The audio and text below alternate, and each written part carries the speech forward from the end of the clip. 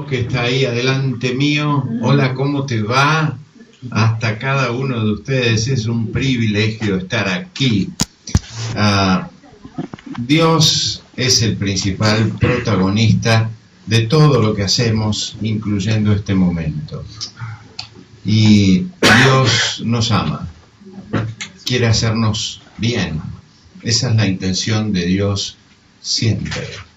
Dios quiere hacer el bien a la persona más hermosa que conozcamos, quiere hacer el bien a la persona que nos parece más terrible, quiere hacer el bien a la familia que vive ahí enfrente, a todo el mundo.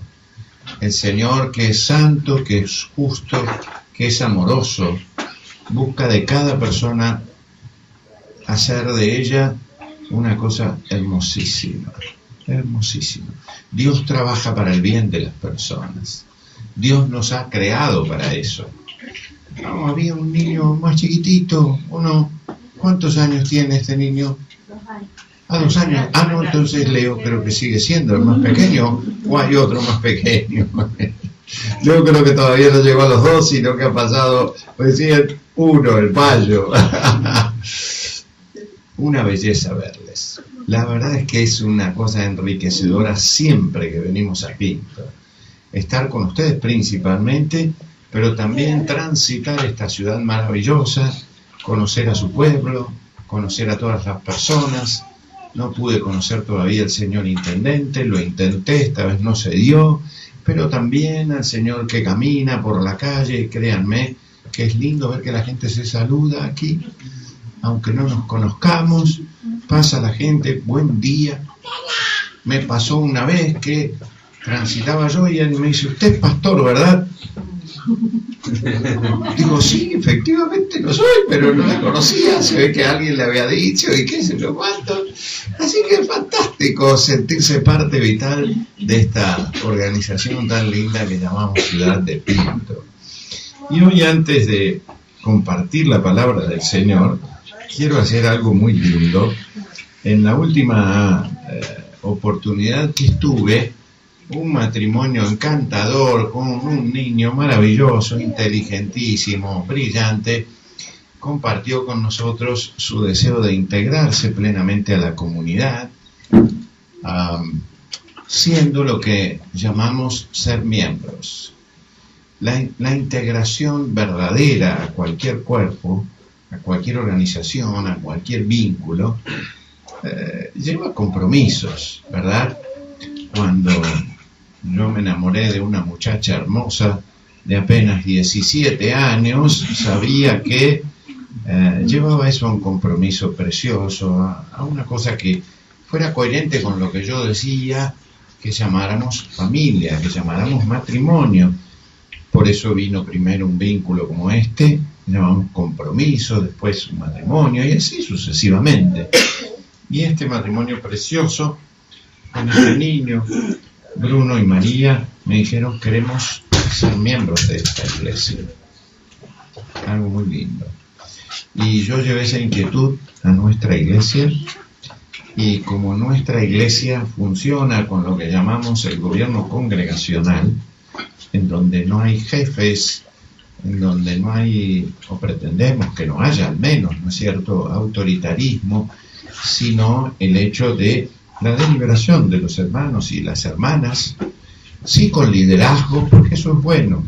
Los liderazgos son buenos, son necesarios cuando sirven, cuando prestan un servicio, los necesita cualquier congregación, pero es la congregación la que resuelve, y ellos dijeron, queremos recibir de corazón, como miembros en plena comunión, a Bruno y a María. Y votamos, y unánimemente dijeron, Bruno y María son miembros en plena comunión de nuestra iglesia. Y como esta también es nuestra iglesia, y ustedes también forman parte de esa comunión como miembros de nuestra iglesia en Once y en Pinto, ¿sí? Para mí es un privilegio. Entiendo que Bruno está cumpliendo su función, o quizás descansando de su función, pero por lo menos María está. Quiero convocarla a que pase para que la recibamos como miembro en plena comunión, y quiero pedir a varios de nosotros que vengan oficialmente en nombre de nuestra iglesia. nuestra iglesia, linda. Dios te bendiga. Vení, pero no te vayas. Tiene una costumbre muy linda, muy preciosa. Los servidores de la iglesia, que son los diáconos y las diaconisas, porque diácono quiere decir eso, ser servidor, no ser dueño de nada. Diaconía, la palabra en griego es servidores, les reciben como miembro en plena comunión. Así que yo voy a pedir, tenemos hoy 2 diaconisas aquí. Coco ya le está recibiendo bien, qué bien, toma la iniciativa de una manera preciosa y me encanta. Pero tenemos 2 diaconisas, Febe y Gladys, les voy a pedir que vengan. Tenemos el capitán del equipo de evangelismo y misiones, Charlie, que venga, y el capitán de este barco aquí, Carlos Gallega, que en nombre de nosotros les den un fuerte aplauso a María, que la abracen y les den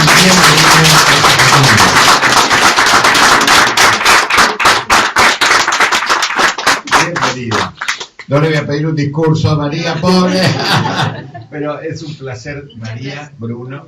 ¿Y tu niño dónde está? A ver, No, por ahí está. se quedó cuidando a papá. Ahí está. Bienvenidos a esta casa.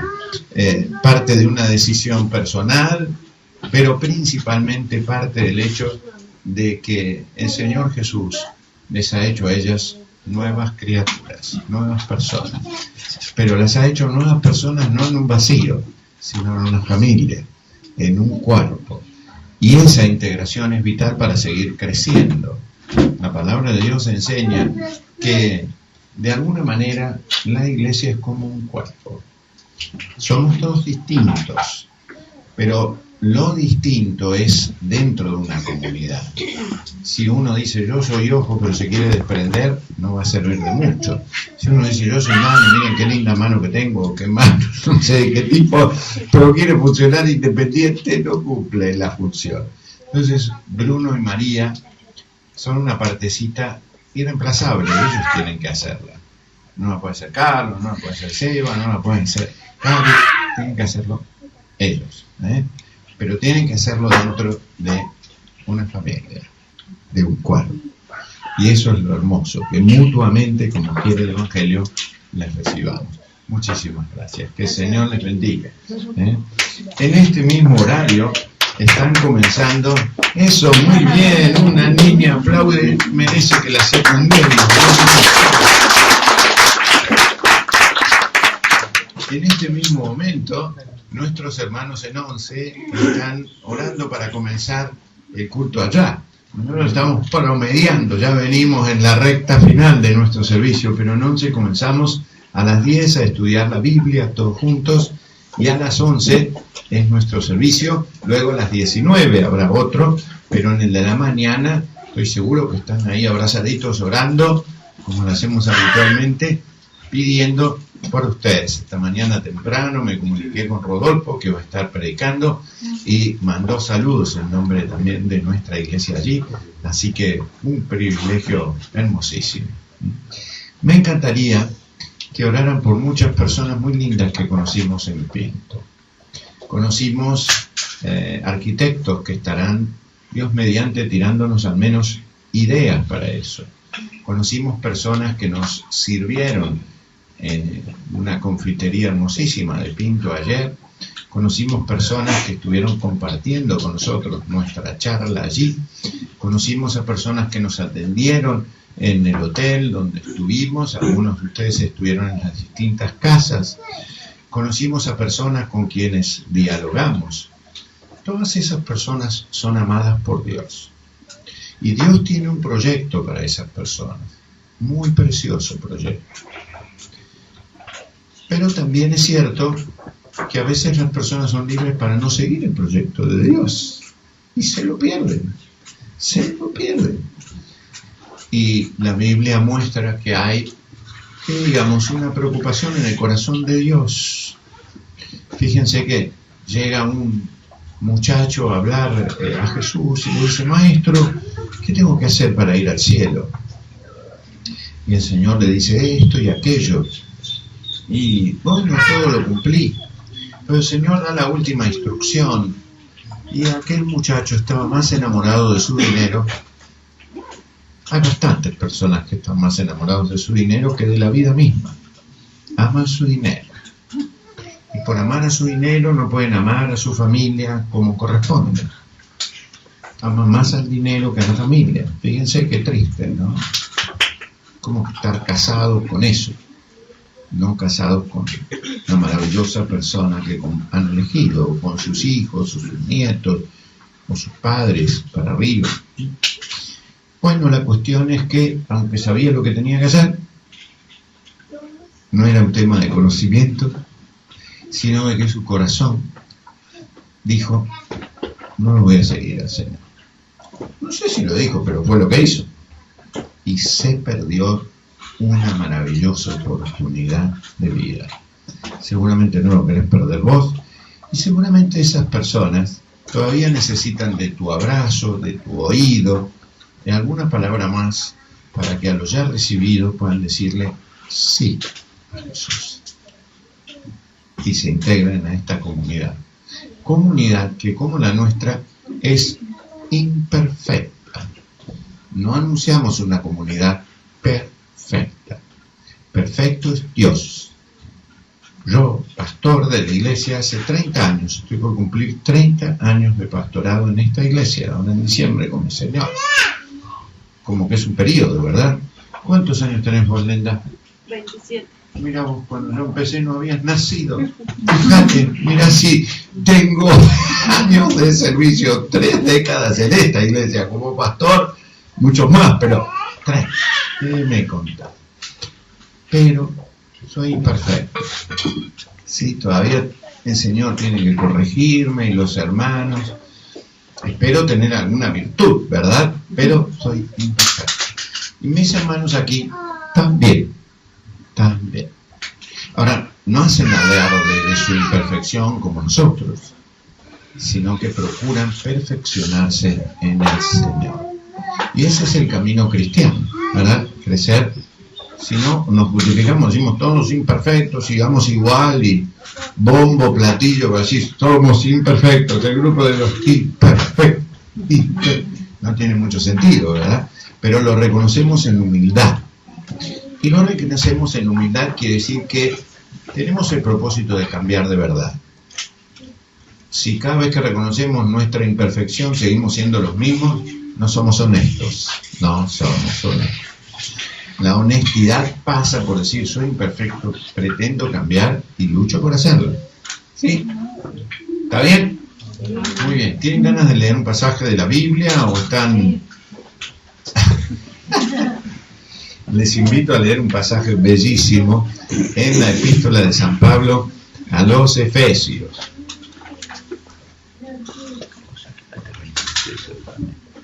Ya es hora que voy a terminar. No, siguen un poquito nosotros. Quiero ser respetuoso, les estaba preguntando a qué hora terminan para no abusar del precioso tiempo de cada uno de ustedes, ¿verdad? Muy bien, Efesios 4. Así que puedo seguir 2 horas más.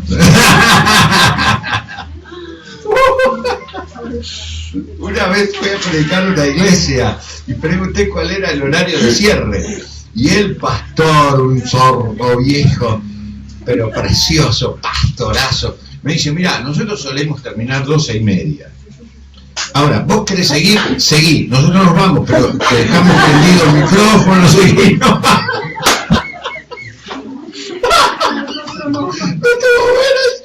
vamos, vos seguí, tranquilo, todo lo que vos quieras. Digo, no, voy a tratar de terminar antes de 12:30 para irnos juntos. Muy bien. San Pablo dice, fíjense en esta epístola magnífica, en el capítulo 4, algunos de esos versículos, fíjense el versículo 11, 4:11 de Efesios. ¿Lo tienen?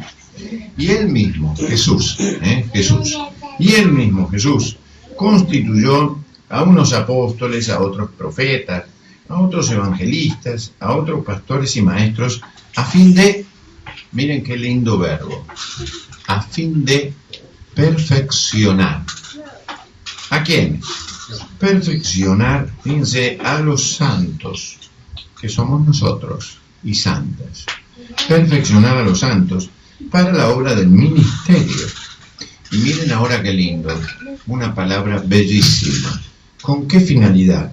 La edificación del cuerpo de Cristo. Fantástica enseñanza. Y miren lo que dice, hasta que todos,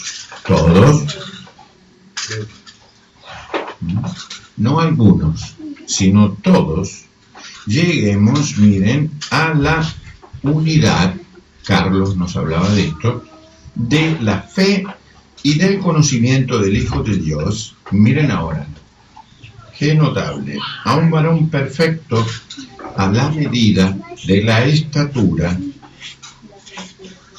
de la plenitud de Cristo. Y sigue. Pero sorprende que lo que va a llamar esa plenitud no es como un limbo especial. Lo que llama la plenitud lo describe durante ese capítulo de forma sorprendente.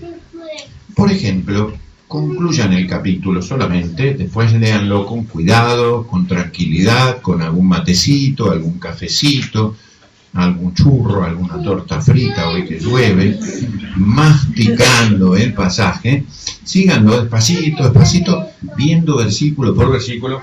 Pero por ejemplo el 31, quítense de vosotros toda amargura, enojo, ira, griterío, maledicencia y toda malicia.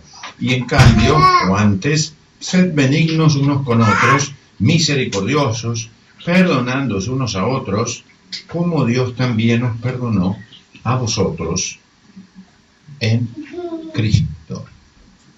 La plenitud y la madurez, en este caso, se traduce en acciones de vida cotidianas que parecen menudencias, pero no lo son. Cada vez que mi enojo sobresale, o mi griterío, o alguna acción mala, estoy afectando tanto a mi propia persona como a los que tengo cerca, al cuerpo y al testimonio de Cristo en la realidad social. Cuando mi vecino me escucha gritar desaforadamente, sin control del espíritu en mi vida, o gesticular, o poner rostro, ¿sí? Vieron que a veces uno habla. No es que esté a lo mejor equivocando una doctrina, es que mi vida no está mostrando la plenitud de Cristo, sino toda la carne que hay en mí, toda la laxitud moral o la liviandad que no rige mi conducta. Así de sencillo. Una de las cosas que más conmueve para que las personas acepten a Cristo son las personas cuya persona ha sido transformada por Cristo, y eso se manifiesta en palabras que edifiquen, en gestos que construyan, en humildad, en parecido con Cristo.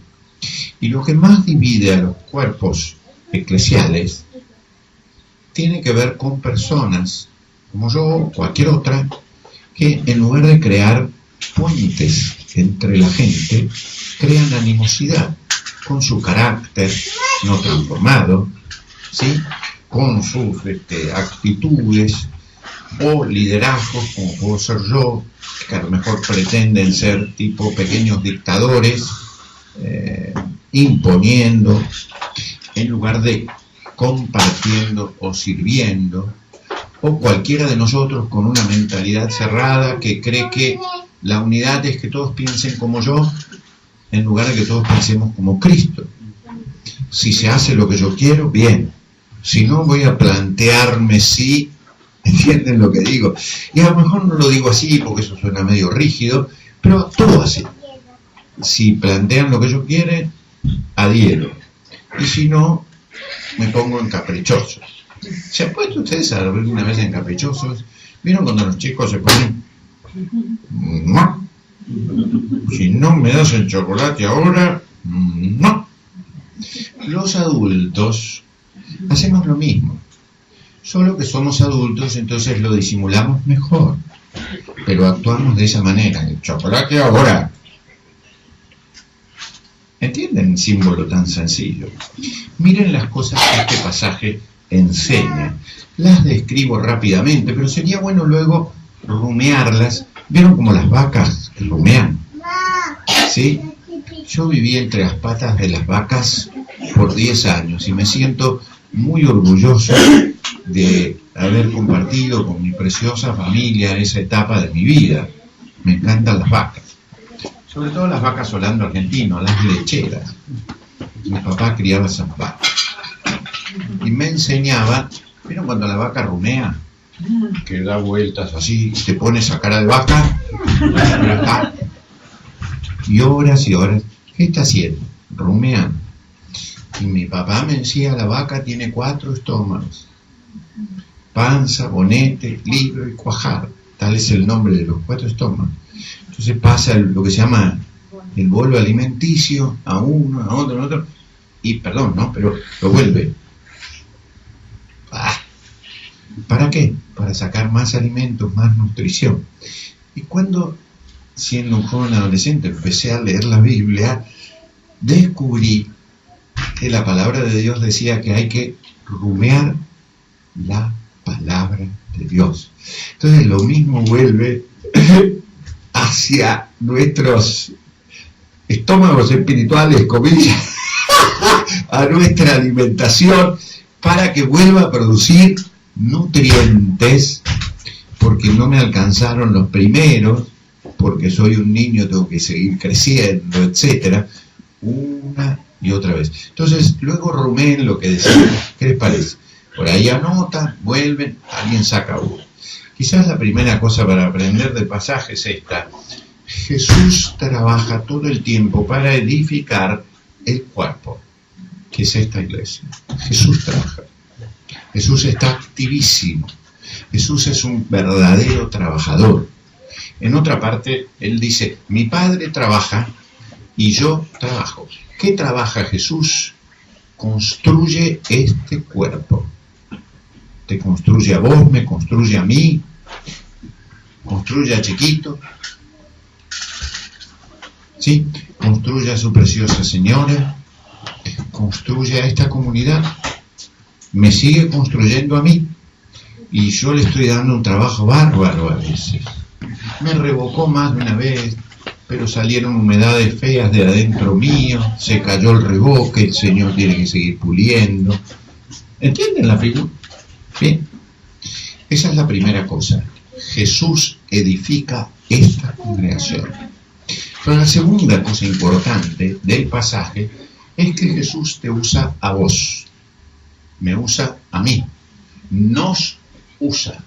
Y esa es la enseñanza casi central. Él constituye un cuerpo. Lo usa a Coco, al otro Coco, tenemos 2 cocos acá. Y hay muchos otros cocos también de cerebros preciosos en esta comunidad. Claro que sí. ¿La usa a Eva, que es esta muchacha que está ahí, a su marido Carlos? Sí. El Señor quiere usarnos todos. Y efectivamente nos usa. A ver, algunas veces ellos y yo nos equivocamos. Sí. ¿Qué hacen cuando se equivocan? Dificultan el cuerpo. Cuando yo meto la pata, ¿qué hago? Complico al cuerpo. ¿No lo creen? No solamente al cuerpo, sino a mi señora, a mis hijos, a mis nietos. Porque lo que cada uno de nosotros hace negativamente, así como lo positivo también, ¿qué tiene? Consecuencias. Consecuencias. Tiene efectos. ¿Sí? Cuando actúo bien, ese efecto es tremendamente enriquecedor y nutritivo. Cuando actúo mal, ¿cómo son las consecuencias? Y que por ahí una persona que estaba empezando a venir me vio a mí y dijo, no, yo no voy porque esta persona... Te digo, no, pero se tiene que fijar en Cristo. Claro, pero ¿dónde se refleja Cristo sino en tu vida? Y entonces no vio a Cristo en esa acción. ¿Qué vio? Toda mi fealdad. Y a lo mejor me usó, a ver, mal, porque no debe hacerlo así, pero esa es la verdad. Se fijan en mí y dicen, el pastor debiera hacer tal cosa, y tienen razón. Al que hay que mirar es a Cristo, pero el reflejo de Cristo, ¿dónde se tiene que ver? En el espejo de mi corazón, de mi vida, de mi pensamiento. Y entonces cuando vieron esa cosa negativa mía, la gente dice, no, ese pastor que ustedes tienen es un peso muy grande sobre tus hombros también, pero también es precioso que cuando te vieron bien, dice, yo voy porque ese hermano me enseñó algo maravilloso y pude crecer, me abrazó en alguna angustia de mi vida, me recogió, me levantó. ¿Entiendes? Es decir, esta es la cosa maravillosa, Él te quiere usar. Jesús mismo define cuál es la misión de este cuerpo y del nuestro. ¿Sabe cuál es la misión? La define así el Señor. Crecer, crecer, crecer. Si hubiese una persona que nace y no crece, eso es una enfermedad cruel, cruel. Porque Él nos hace, Dios, para que crezcamos. ¿Hasta dónde tenemos que crecer? Hasta la estatura de Cristo. ¿Alguno lo alcanzó? Ninguno de nosotros todavía. Tenemos que seguir, tenemos que seguir. Pero usted lleva 40 años, imagínese. No, todavía no. ¿Cuántos años de creyente lleva Coco? 35. ¿Cuántos bebe? Va a decir la edad. No. Coco de hielo. ¿Cuántos años de creyente? A ver, Coco. ¿Cuánto? 39. Mi señora los mata a todos. Es la que lleva más años de creyente. Miren qué preciosa joya yo me elegí, ¿no? Se bautizó a los 9 años. Miren. Qué lindo. Y desde ahí ha ido creciendo y formándose. ¿Alguien tiene más años de creyente? ¿Vos, Carlitos, cuánto llevas? 36. 36. Veterano en la fe. Seba, 20. Viene galopando rápido. Cari, ¿vos cuánto llevas? Tengo 40. 30. Bastante también. Y así podríamos seguir creciendo. Ahora, qué responsabilidad cuando uno dice 25. ¿Fueron 25 de crecimiento o repetí primer grado, segundo grado y todavía estoy de cuarto? Porque a veces uno empieza a repetir grados y resulta que en lugar de estar en el que corresponde, dice, che, yo me quedé en el primario todavía. Pues la tarea de la iglesia es crecer, madurar. Y a veces la sociedad muestra que hay muchos infantes. O tienen el síndrome de Peter Pan. Peter Pan tenía el síndrome de querer ser adolescente toda la vida. Y así ven grandulotes que son infantes. Y dicen, yo soy como un pibe. Qué tristeza. En lugar de ser adultos, en el buen sentido de la palabra. No adultos cascarrabia, eso no es ser adulto. Eso es ser un amargado, un resentido. El adulto es el que se supone, según la Biblia, que debe pensar con propiedad, que aprendió, que mamó y se desarrolló bien, ¿sí? No el que dice yo soy... no, ese es un amargado. Los amargados no han madurado, se quedaron en un estadio caprichoso de mostrarse con grietas, ¿sí? Y Jesús define en el pasaje la actitud que cada uno debe tener. ¿Qué actitud debe tener él? La ayuda mutua. Mutua. Mi señora me debe ayudar a mí, yo debo ayudarla a ella. Esa es la mutualidad. A veces la mutualidad debe ser entre un padre y un hijo. Es una mutualidad diferente, pero es una mutualidad. El niño también nutre a su padre y a su madre. ¿Y cómo? ¿Cómo? Pero el padre y la madre también, mutuamente, no de formas separadas, sino mutualidad. La iglesia es un conjunto de mutualidades. Yo tengo la responsabilidad de bendecir a Carlos. Carlos tiene la responsabilidad de bendecirme a mí. Puede ser que en diferentes niveles, cada uno. A lo mejor alguno de ustedes recién ha comenzado y la responsabilidad nuestra es mayor. La Biblia dice: a quien mucho se le da, también mucho. ¿Sí? ¿Se acuerdan los talentos? Si a uno le dio 5, va a reclamar por 5. Si a uno 3, 3. Si a uno 1, por 1. Pero a todos, él va a querer que ese talento sea fecundo, productivo, no enterrado en la tierra, sino de crecimiento. Para que la iglesia crezca, dice el texto, debemos depender de la cabeza. ¿Sí? ¿La cabeza quién es? ¿Carlos? No. ¿La cabeza soy yo? No. ¿La cabeza son los diáconos? No. ¿Es Eva cuando conduce la adoración? No. ¿Es Charlie cuando preside? No. La cabeza es claramente Cristo. Cristo. Ahora, eso no quita que Cristo responsabilice a Carlos como el líder de la congregación. Pero la cabeza es Cristo. ¿Se entiende? O a Charlie como líder de nuestro departamento de evangelismo y misiones. Correcto. O a Coco con su experiencia. Sí, correcto. Pero la cabeza es Cristo. ¿Se entiende esa figura? Ahora nos respetamos mutuamente, cada uno en su tarea. Pero dice la Biblia, además, que crecemos siguiendo la verdad. ¿La verdad es mi manual? No. ¿Vieron lo que dice el refrán? Cada maestrito con su librito. Entonces, la verdad es el manual que escribimos para la iglesia en Pinto. No. El manual es la verdad de Cristo, la Biblia. ¿Está? Esa es la verdad. Pero no como yo la interpreto, sino como con la gracia del Espíritu Santo tenemos que poder interpretarla.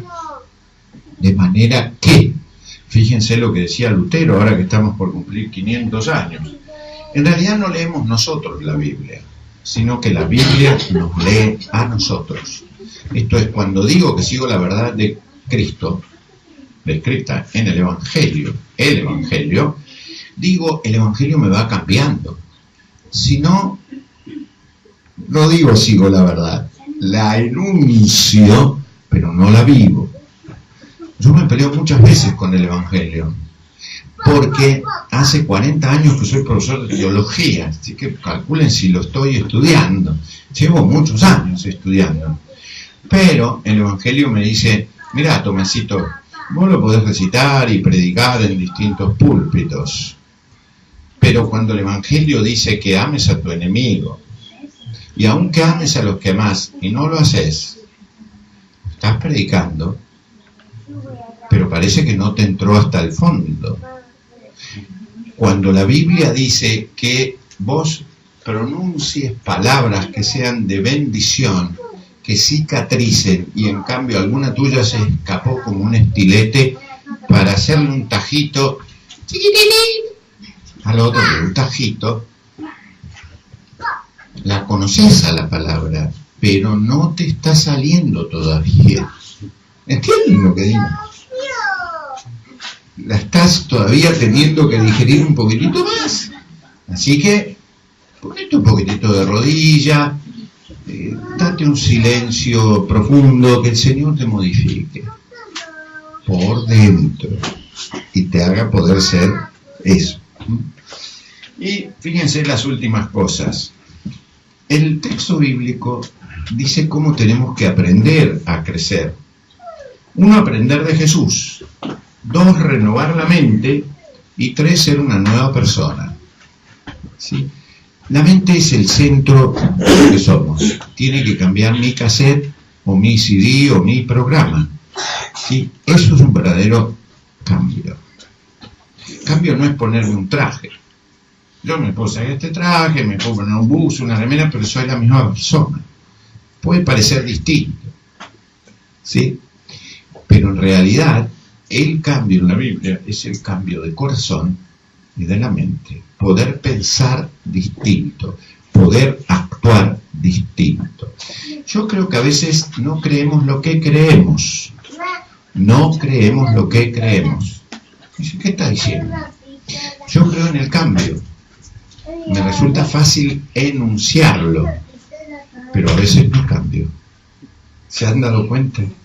Por ejemplo, mi señora me podría decir, cuando dijiste aquello, me hiciste doler mucho. Supónganse. ¿Ok? Y yo lo comprendo, pero vuelvo a hacer lo mismo. ¿Les pasa a ustedes? O no me lo digan, seguramente. Entonces no creo lo que creo. Creo que él puede cambiar. Sin embargo, no lo hago. ¿Sí? Mi carácter sigue siendo igual. Y a veces tengo racionalismos que explican, bueno, pero vos me dijiste tal cosa y entonces yo... ¿Sí? Qué feo eso, ¿eh? Feo. Porque si creo en el poder del Señor que cambia, ¿qué debe ocurrir en mi corazón? Debo cambiar. Y por último, fíjense, Jesús muestra cómo es la nueva vida de este discípulo en esta comunidad que quiere crecer. Vive la verdad de Jesús, trabaja para hacer el bien, habla para edificar y para ser agradecidos, y habla para superar amarguras, enojos, iras, griteríos. Todos nosotros podemos almacenar recuerdos ingratos. ¿Ustedes coleccionan recuerdos ingratos alguna vez? ¿Vieron cuando uno dice, ya me la vas a probar? Ya en la primera de cambio, a ver cómo salgo con una zancadilla y lo levanto. Esta mañana me levanté temprano, me vieron Coco por allí, Oscar, caminamos juntos hacia la plaza con aquel Oscar. Digo, bueno, Oscar, ahora me voy a sentar acá a tomar un café y a repasar la meditación. Y había dos señores ahí en la confitería y dicen, che, ¿cómo se llama? Weather, el boxeador, ¿cómo le pegó al otro? El irlandés, yo soy descendiente de la... ¡Qué piña le dio! Comentaban los dos fuertes.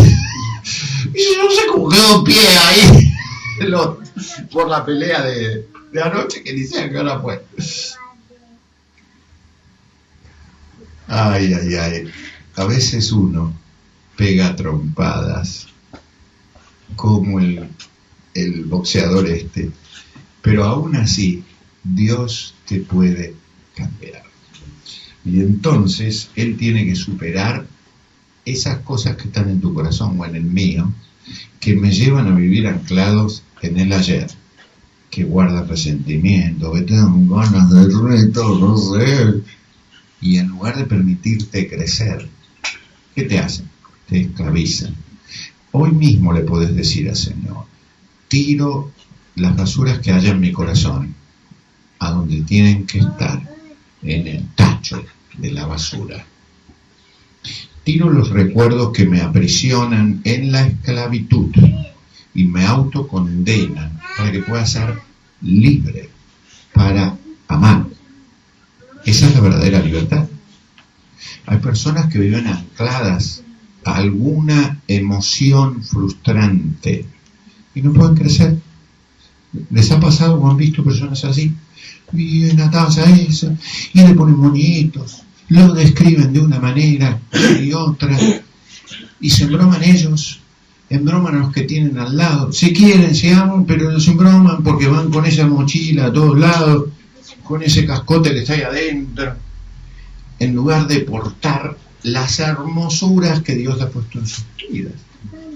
Y cuando una persona puede tirar esas basuras y empezar a llenar de los talentos que Dios le ha puesto, cualesquiera que sean, la primera cosa se ve en su rostro, literalmente, en su rostro. Es como los zapatos que se ven en el rostro, dice. Si es un zapato apretado, se ve en el rostro. Y uno dice, no veo la hora de llegar a mi casa, sáquenme los zapatos. Yo que me quebré la pata hace un mes y pico, llego y digo, mirá inflamado cómo está el tobillo. Después cuando me lo tengo que volver a poner otra vez el zapato, digo, no habrá un calzador por acá para que... A veces nuestro interior está inflamado y se hincha y saca lo peor tuyo y no lo mejor del Señor. Y cierro diciendo esto.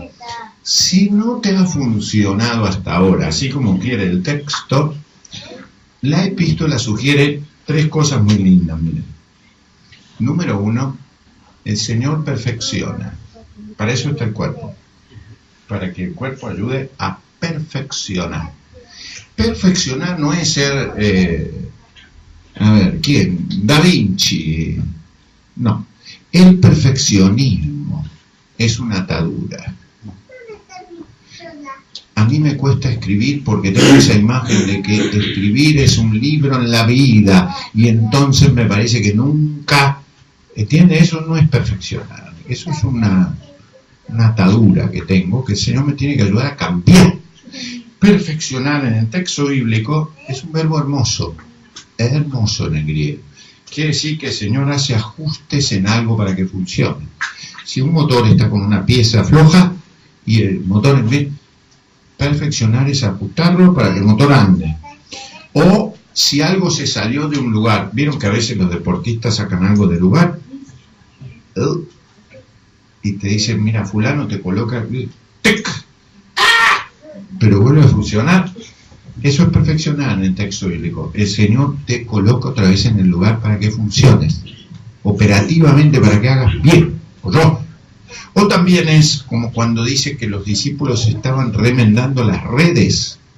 ¿Qué había pasado con las redes cuando pescaban? Se habían roto y en lugar de pescar, ¿qué hacían? Los peces iban por ahí. Entonces, en lugar de recoger peces, a veces nuestra vida tiene agujeros. Y en lugar de retener lo que tenemos que retener, se va por ahí, querido. Se va por ahí. Entonces el Señor te da, vos venís, recibir, pero como está tu red rota, ¿qué pasa? Así como entra, ¡lum!, se va. Entonces, ¿qué hace el Señor? Cierra. Y ahora contiene. Eso es perfeccionar.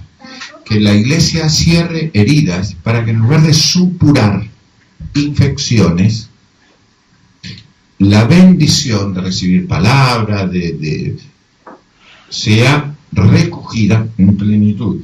Y la otra cosa que dice, cierro con esto, es, miren qué lindo, que todo lo que aprenden o aprendemos sea para diaconizar. ¿Por qué digo diaconizar? Porque hoy usamos una palabra que vale la pena, que es ministrar. Pues ministrar suena a chapa de ministro. Yo soy ministro de la Corte Suprema de Justicia. Yo soy ministro.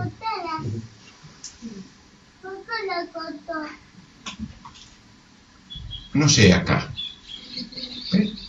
A uno se le puede escapar esa idea del ministro, que abran la puerta que viene el ministro. Ahora lo va a atender el señor ministro. Pase por su secretario, pase. Sí, pero uno viene, rinde pleistesía. Ese no es un ministro del Señor. El ministro del Señor es el que sirve. Jesús es un gran ministro. ¿Y saben lo que dijo Jesús? Yo no he venido a ser servido, sino a ser un diácono. ¿Y saben lo que hizo? ¿Se acuerdan? Sacó una palangana y lavó los pies de los discípulos. Como Pedro era muy inteligente y calculó, si el maestro lo hace, ¿qué tengo que hacer yo? Lo tengo que hacer. Entonces le dijo, no, que esto no te acontezca. Pero en realidad, lo que estaba pensando es, yo no sé si puedo hacerlo así. Pobre Pedro, no lo culpen, sáquenlo, yo imaginé eso, pero a mí me pasa así. Si el maestro es un servidor, ¿qué tengo que hacer yo? Un servidor. Como me parece que es más lindo que me recontraplaudan y digan que bueno, cosa que no está mal que lo hagamos entre nosotros, porque la Biblia nos enseña a ser agradecidos, guarda, sino humillar a los que sirven, sino a dar honra a los que sirven, así que no nos vayamos al otro péndulo, ¿está? Pero la actitud es la de un siervo, la de un servidor, en todos los ámbitos de la vida. Y la última palabra que hace, si no te ha salido hasta ahora, la comunidad, ¿qué debe hacer? Edificar. Edificar. Es un verbo hermosísimo. Hermosísimo. Pones un ladrillo, pones otro, tiras la línea. Por eso la Biblia dice a veces, miren qué lindo, ya no se usan esos medios, hoy hay medios muchos Pero los que somos más viejitos como yo, veíamos a los albañiles construir con lo que se llamaba una plomada. ¿Saben lo que era una plomada? Una plomada era como un peso cualquiera, plomada, con un hilito. Entonces venía el albañil, ponía esto, y como la plomada tiende por la ley de la gravedad, ahí recto para abajo, ponía eso, y veía si la pared estaba chingueada o no. Hoy te ponen unos aparatos sensacionales que los arquitectos conocen, no sé qué, y miden. Vieron que hay unos aparatitos así de chiquititos. Yo tengo hasta una lapicera que me regalaron, con uno de esos cositos que tiene la burbujita adentro, viste, que mide, vos la ponés así en la lapicera y te dice si está chingueado. Antes era la plomada, que te dice si te estás ladeando o si venís derechito. Y la plomada es la palabra. Llamale piolín, llamale como sea. Entonces vos decís, estoy creciendo medio chingueado así, ¿sí? O para el otro lado, pero no recto. ¿Con qué me comparo? ¿Con Carlitos? Bueno, en mi caso me convendría porque es un chico precioso y entonces me puedo poner al lado de él, está recto y yo, Carlitos, tengo que... Ok, bueno. Pero él también puede estar chingueado en algo. Mejor menos que yo, pero también puede. Entonces, ¿quién es quien nos mide? La palabra. Entonces, ¿estoy creciendo o no? A ver la Biblia. Mis palabras edifiquen, construyen, alientan, les hacen sentir en crecimiento, o más bien son cañonadas que dicen, tajitos que dicen, mira que cuando habla o actúa el otro, ¿sí? O construye. Dios bendiga esta iglesia. Mucho, mucho. Para que crezca en el nombre del Señor, para que sea un cuerpo. Y a la nuestra. Como nosotros tenemos más años, vamos a cumplir 111, y somos más, nos cuesta un poquito más.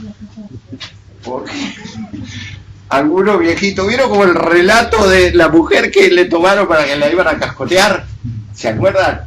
Él dice, lo llevan a Jesús a esta mujer, pobre, y dice, mirá, esta está en pecado.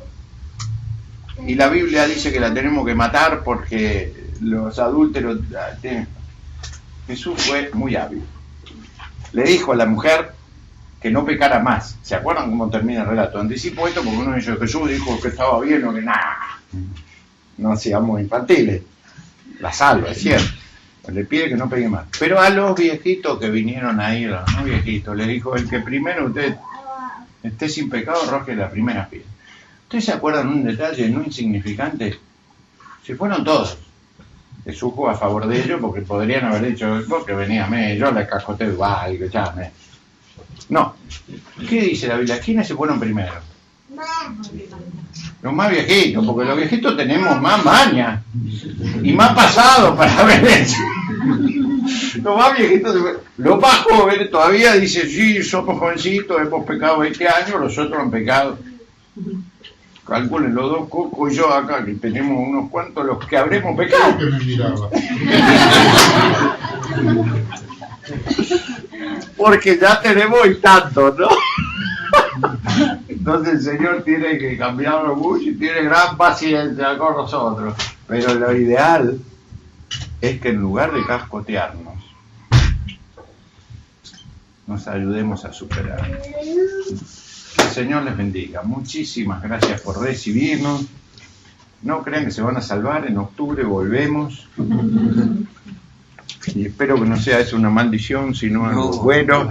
Venimos con música, que no digan, che, octubre, ¿cuándo se van esto? ¿No? Gracias, hermanos. Dios les bendiga mucho. Amén.